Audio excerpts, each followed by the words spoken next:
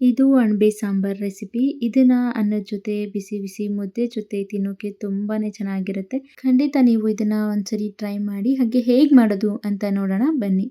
ಮೊದಲಿಗೆ ನಾನಿಲ್ಲಿ ಸ್ಟವ್ ಹಚ್ಕೊಂಡು ಒಂದು ಬಾಣಲಿ ಇಟ್ಟಿದ್ದೀನಿ. ನಂತರ ಇಲ್ಲಿ ಬಾಣಲಿ ಬಿಸಿ ಆಗ್ತಿದ್ದಂಗೆನೆ ಸ್ವಲ್ಪ ಎಣ್ಣೆ ಹಾಕ್ಕೊಳ್ತಾ ಇದ್ದೀನಿ.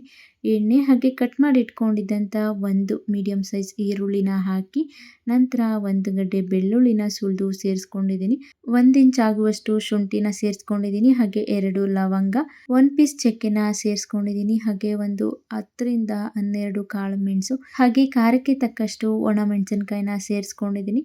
ಇದಿಷ್ಟನ್ನ ಹಾಕಿ ನೀಟಾಗಿ ಫ್ರೈ ಮಾಡ್ಕೊಳ್ಬೇಕು. ಈರುಳ್ಳಿ ಸಾಫ್ಟ್ ಆಗಿ ಕಲರ್ ಕೂಡ ಚೇಂಜ್ ಆಗಿರುತ್ತೆ. ಅಲ್ಲಿ ತನಕ ಇದನ್ನ ಲೋ ಫ್ಲೇಮಲ್ಲಿ ಚೆನ್ನಾಗಿ ಬಾಡಿಸ್ಕೊಂಡು ನಂತರ ಇದಕ್ಕೆ 1 ಟೇಬಲ್ ಸ್ಪೂನ್ ಆಗುವಷ್ಟು ಗಸಗಸೆ ಆ್ಯಡ್ ಮಾಡ್ಕೊಂಡಿದ್ದೀನಿ. ಹಾಗೆ 1 ಟೇಬಲ್ ಸ್ಪೂನ್ ಕಡಲೆಪಪ್ಪು, 1 ಟೇಬಲ್ ಸ್ಪೂನ್ ಆಗುವಷ್ಟು ಧನಿಯಾ ಕಾಳು, ಇದಿಷ್ಟನ್ನ ಹಾಕಿ ಮತ್ತೆ ಗ್ಯಾಸ್ನ ಲೋ ಫ್ಲೇಮಲ್ಲೇ ಇದನ್ನ ಚೆನ್ನಾಗಿ ಬಾಡಿಸ್ಕೊಂಡು ಹುರ್ಕೊಳ್ಬೇಕಾಗತ್ತೆ. ನಂತರ ಇದಕ್ಕೆ ಕಟ್ ಮಾಡಿಟ್ಕೊಂಡಿದ್ದಂಥ 1 ಟೊಮೆಟೊ ಹಾಕಿ ಇದನ್ನ ಚೆನ್ನಾಗಿ ಬಾಡಿಸ್ಕೊಳ್ಬೇಕು.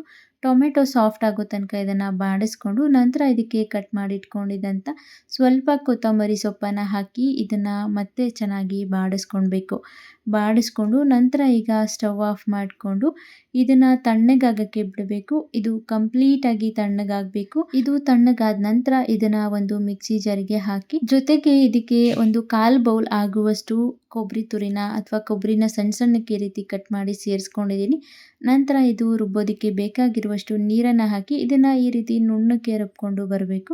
ನಂತರ ಈಗ ಸ್ಟವ್ ಹಚ್ಕೊಂಡು ಸ್ಟವ್ ಮೇಲೆ ಒಂದು ಕುಕ್ಕರ್ ಇಟ್ಟು ಕುಕ್ಕರ್ ಬಿಸಿ ಆಗ್ತಿದ್ದಂಗೆ ಇದಕ್ಕೆ 2 ಟೇಬಲ್ ಸ್ಪೂನ್ ಎಣ್ಣೆ, ಹಾಗೆ ಸಾಸಿವೆ, ಸಣ್ಣಕ್ಕೆ ಕಟ್ ಮಾಡಿ ಇಟ್ಕೊಂಡಿದ್ದಂಥ ಅರ್ಧ ಈರುಳ್ಳಿ, ಹಾಗೆ ಕರಿಬೇವಿನ ಸೊಪ್ಪು, ಇದಿಷ್ಟನ್ನು ಹಾಕಿ ಒಂದ್ಸರಿ ಚೆನ್ನಾಗಿ ಬಾಡಿಸ್ಕೊಂಡು ನಂತರ ನೀಟಾಗಿ ಸಿಪ್ಪೆ ಸುಲಿದು ವಾಶ್ ಮಾಡಿ ಕಟ್ ಮಾಡಿರುವಂಥ ಅಣಬೆನ ಹಾಕಿ ಒಂದು ಅರ್ಧ ಟೇಬಲ್ ಸ್ಪೂನ್ ಅರಿಶಿನ, ಹಾಗೆ ರುಚಿಗೆ ತಕ್ಕಷ್ಟು ಉಪ್ಪನ್ನು ಹಾಕಿ ಇದನ್ನು ಲೋ ಫ್ಲೇಮಲ್ಲೇ 2ರಿಂದ 3 ನಿಮಿಷ ಚೆನ್ನಾಗಿ ಫ್ರೈ ಮಾಡ್ಕೊಳ್ಬೇಕು.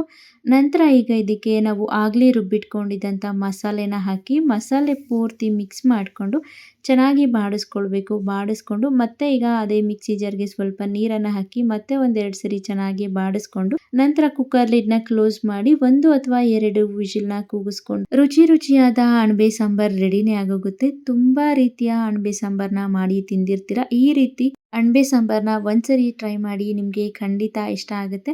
ಇದನ್ನ ಬಿಸಿ ಬಿಸಿ ಮುದ್ದೆ ಜೊತೆ ಅಥವಾ ಅನ್ನದ ಜೊತೆ ತಿನ್ನೋಕೆ ತುಂಬಾನೇ ಚೆನ್ನಾಗಿರುತ್ತೆ. ಖಂಡಿತ ಟ್ರೈ ಮಾಡಿ. Thank you.